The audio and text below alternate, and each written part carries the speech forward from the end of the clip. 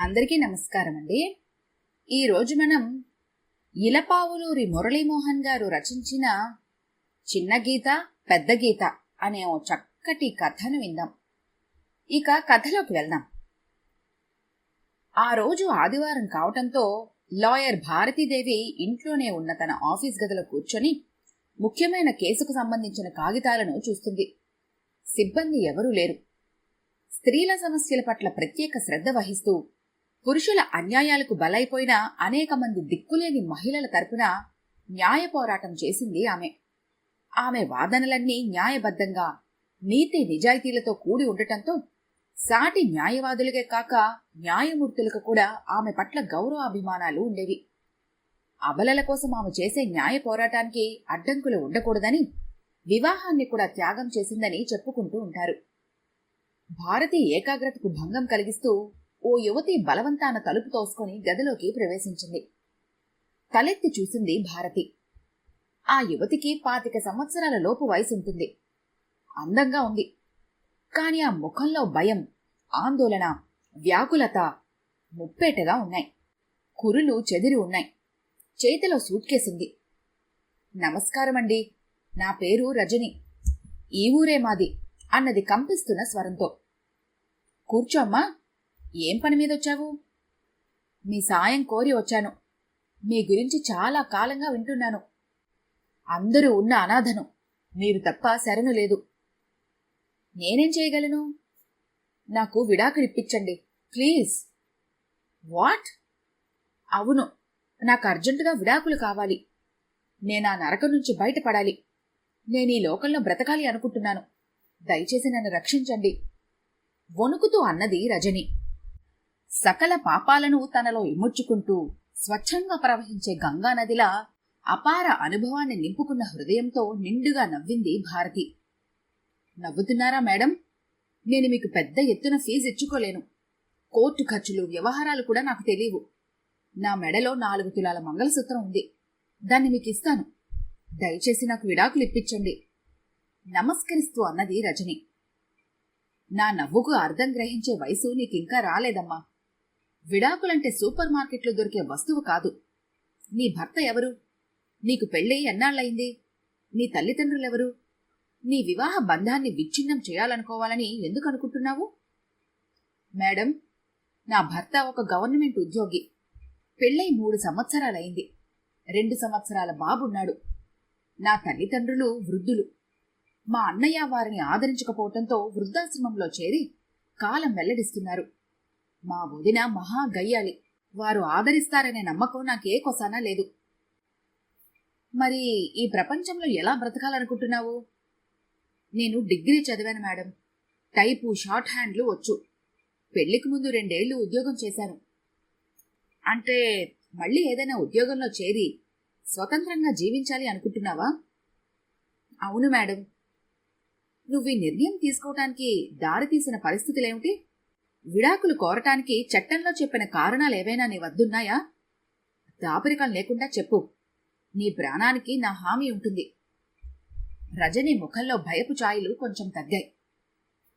ఎన్నో సంబంధాలు వెతికి చివరకు ఈ కసాయివాడికి అంటగట్టి నా గొంతు కోశాడు మా నాన్న. 2 లక్షల నగదు, 10 తులాల బంగారం, స్కూటరు కట్నంగా ఇచ్చారు మా వాళ్ళు. సంవత్సరం పాటు బాగానే సాగింది. తరువాత వాళ్ల నిజస్వరూపం బయటపడింది. ఏం జరిగింది? అతనికి అంతకు ముందే ఒక పెళ్ళయిందట.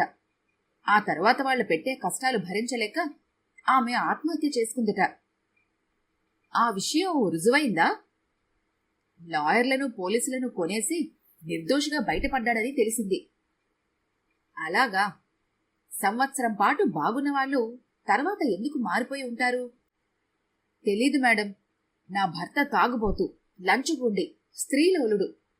మా అత్త, ఆడపడుచు ప్రతిక్షణం సూటిపోటి మాటలంటూనే ఉంటారు. ఎదురు మాట్లాడితే చావుగొట్టేవారు. మీ మావగారు మంచివారేనా? ఆయనకసలు నోరే లేదు. ఏదైనా మాట్లాడబోతే గుడ్లూరు మీది మా అత్త. ఎవరైనా స్నేహితులు, బంధువులు, అందున నా తరపు వారెవరైనా వస్తే నన్ను కుక్క కన్నా హీనంగా చూసేవారు. దాంతో మా వాళ్ళెవరూ రావటం మానేశారు. చెయ్యరాని పనులేమైనా చేయిచ్చేవారా? అది ఇది అని లేదు. తెల్లవారుజామున 4 గంటలకు లేపి పాచిపనుల నుంచి పాయఖానాలు కడిగించటం వరకు నాతోనే. బెడ్ కాఫీలో పంచదార కొంచెం తక్కువైతే ఆ వేడి కాఫీని నా ముఖాన్ని విసిరేస్తుంది మా ఆడపడుచు. అది చూసి నా భర్త తన చెల్లెల్ని మందలించకుండా పంచదార తక్కువ వేసినందుకు నన్ను చితక బాదేవాడు. నా సంసార జీవితంలో దెబ్బలు తినని రోజు లేదు. పెళ్ళన్నా కాపురమన్నా శరీరం వణికిపోతోంది.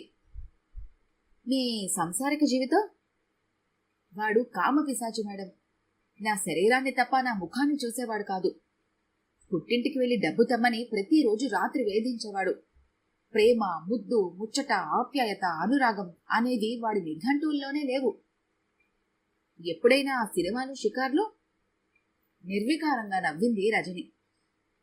పగలు వంటింట్లో, రాత్రి పడకింట్లో జీవితం నాది. నా కోసం ఏవైనా కొనాల్సొస్తే వాళ్ళమ్మను చెల్లెల్ని కూడా రమ్మంటాడు. నేను మూగ బొమ్మనే. నీ మాటలు వింటుంటే వాళ్ళు నిన్నెంత బాధ పెడుతున్నారో అర్థమవుతుంది. శారీరక హింస చట్టరీత్యా నేరం. నేను కొన్ని అర్జెంట్ పేపర్స్ చూస్తున్నాను. నాకు నా అన్నవారెవరూ లేరు. నువ్వు లోపలికెళ్ళి రెస్ట్ తీసుకో. మధ్యాహ్నం లంచ్ చేస్తూ మాట్లాడుకుందాం. బెల్ కొడుతూ అన్నది భారతి. రజని ఆశ్చర్యపోతున్నంతలో ఓ ఆడమనిషి వచ్చింది. సైకిలతోనే ఆదేశాలు జారీ చేసింది భారతి. అవును, నువ్వీ విధంగా వచ్చినట్లు వారికి తెలుసా? సందేహంగా అడిగింది భారతి. ముగ్గురూ కలిసి తన్ని తరిమేశారు. ఆ విడాకులేవో ఇప్పిస్తే మీ పాదసేవ చేస్తూ అయినా బ్రతుకుతాను, రోధిస్తూ అంది రజని. పెళ్ళైన తర్వాత నేను ఏనాడు ఇంత సంతృప్తిగా భోజనం చేయలేదు మేడం. పదార్థాలను కొసరి కొసరి వడ్డిస్తున్న భారతి ఆప్యాయతకు చెల్లించిపోయి అన్నది రజని. నన్ను నీ సోదరిలా భావించమ్మా. ఆ భావంతోనే చెబుతున్నాను. స్త్రీ మెడలో తాలి పడాలి అంటే 10 జతల చెప్పులు అరిగిపోవాలి. అదే తాలి తెగడానికి ఒక్కసారి జడ్జిగారి ముందు తల ఊపితే చాలు. నీకు విడాకులిప్పించడం కష్టమేం కాదు. తరువాత ఏదో ఒక ఉద్యోగం చేసుకుంటూ బ్రతకచ్చు. కాని జీవితంలో అతి ముఖ్యమైన భాగాన్ని కోల్పోతావు. ఇలాంటి బాధలు చాలా మంది పడేవే. ఏవైనా సర్దుకుపోగలవేమో ఆలోచించు అనునయంగా అన్నది భారతి. అంటే ఆ నరకంలోనే ఉండి రోజు జీవచ్ఛాల్లా పడుండమంటారా మేడం? కాదమ్మా, చేతికున్న 5 వేళ్లు ఒకేలా ఉండవు. అందరి మనస్తత్వాలు ఒకేలా ఉండవు. స్త్రీకి అన్ని విధాల అనుకూలుడైన భర్త దొరకటం చాలా అరుదు.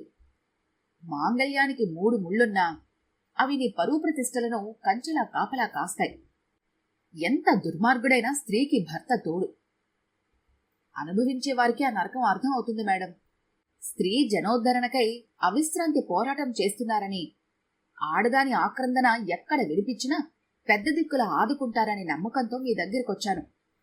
కాని మీరు నన్నిలా భయపెట్టి మళ్లీ ఆ నరక కూపంలోకి నెట్టాలని చూస్తున్నారు. దుఃఖాన్ని నిగ్రహించుకుంటూ అన్నది రజని. All right.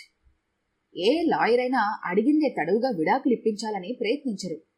సాధ్యమైనంత వరకు దంపతులను కలపాలనే ప్రయత్నిస్తారు. జడ్జీలు కూడా అంతే. నేను ఆ ప్రయత్నమే చేశాను. రేపే కోర్టులో పిటిషన్ దాఖలు చేస్తాను. అంతవరకు నువ్వు నా దగ్గరే ఉండవచ్చు అంటూ లేచింది భారతి.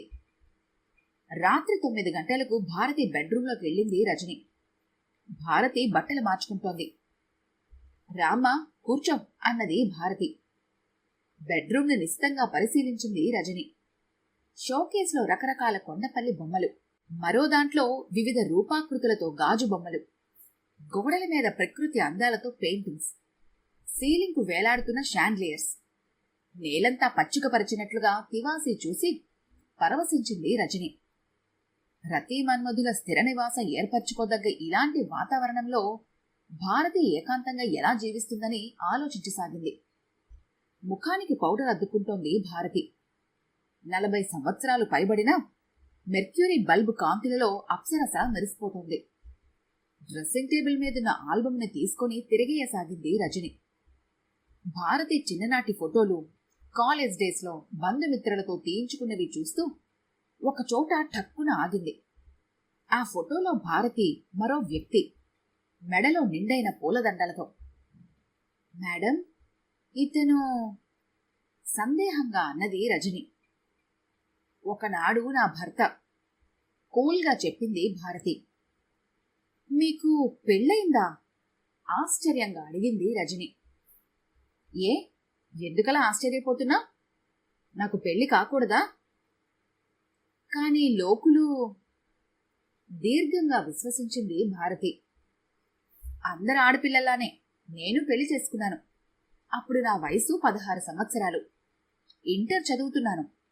లోకం తెలియని వయసు.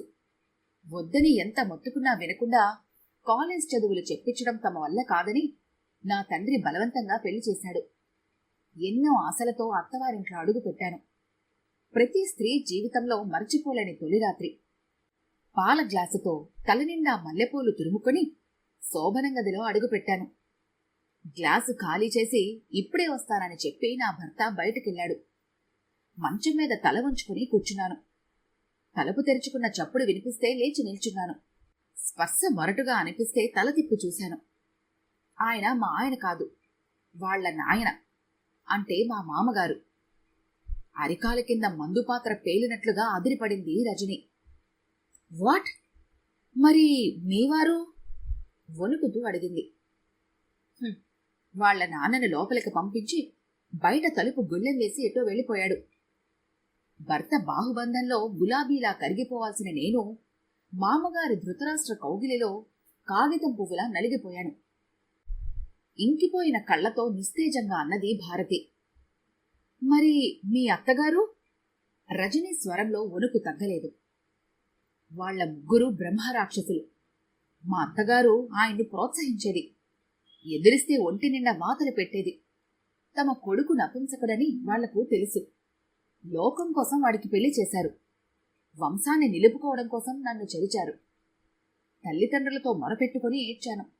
తమ పరువు పోతుందని, చెల్లెలి పెళ్లి కాదని వాళ్లతో సర్దుకుపోమ్మని తెరమేశారు. తమ పరువు మర్యాదల కోసం అందరూ కలిసి చిగురించవలసిన పుష్పాన్ని చిదిమేశారు. ప్రాణభయంతో పారిపోయి స్థానిక మెజిస్ట్రేట్ను ఆశ్రయించాను. నా కథ విని ఆయన చెలించిపోయి యుక్త వయసు రాలేదని చట్టబద్ధంగా నా పెళ్లి రద్దు చేయించారు. నన్ను దత్తత తీసుకొని చదువు చెప్పించి లాయర్ని చేశారు. నాలాంటి అభాగినులను ఆదుకొమ్మని కోరుతూ తన ఆస్తిపాస్తులన్నీ నాకు అర్పించారు. ఆ భయంకర అనుభవంతో మళ్లీ పెళ్లి ఊసెత్తలేదు. కళ్ళు తుడుచుకుంటూ తన గాథ వినిపించింది భారతి. లేచి తన సూట్ కేసు తీసుకుంది రజని. మా ఇంటికెళ్తున్నాను మేడం, నన్ను దీవించండి అన్నది. మరి విడాకులు? ఆశ్చర్యంగా చూసింది భారతి. వద్దు మేడం, ప్రపంచంలోని అన్ని కష్టాలు నావేనని భ్రమపడ్డాను. నోరు లేకపోతే స్త్రీ జీవితం ఎలా దుర్భరంగా ఉంటుందో కూడా గ్రహించాను. మీ బాధలతో పోలిస్తే నా బాధలు చాలా స్వల్పమైనవి. నా భర్తలో దుర్మార్గం ఉంది, క్రూరత్వం లేదు. మా అత్తగారికి వయసైపోయింది. పెళ్లి చేస్తే మా ఆడపడుచు బయటకు పోతుంది, లేదా దాన్ని 4 తన్ని కంట్రోల్ చేయటానికి నాకు సర్వ హక్కులు ఉన్నాయి. నేను ఎదురు తిరిగితే నా భర్త పిల్లిలా మారుతాడు. కనీసం చుట్టుపక్కల వారు వింటారనైనా. ముళ్లబాటలో నడుస్తున్నానని చెప్పుల కోసం ఏడ్చాను. కాని ఆ చెప్పులు ధరించడానికి ఎదుటివారికి పాదాలు కూడా లేవని తెలిసాక నా బాధకు అర్థం లేదు అనిపించింది. మీకు శ్రమ కలిగించినందుకు క్షమించండి, నిబ్బరంగా చెప్పింది రజని. బెస్ట్ ఆఫ్ లక్ అంటూ చిరునవ్వుతో అంది భారతి. ఈ కథ కనుక మీకు నచ్చినట్లయితే లైక్ చేయండి, షేర్ చేయండి. మరిన్ని ఇంట్రెస్టింగ్ కథల కోసం మా ఛానల్ని తప్పకుండా సబ్స్క్రైబ్ చేసుకోండి.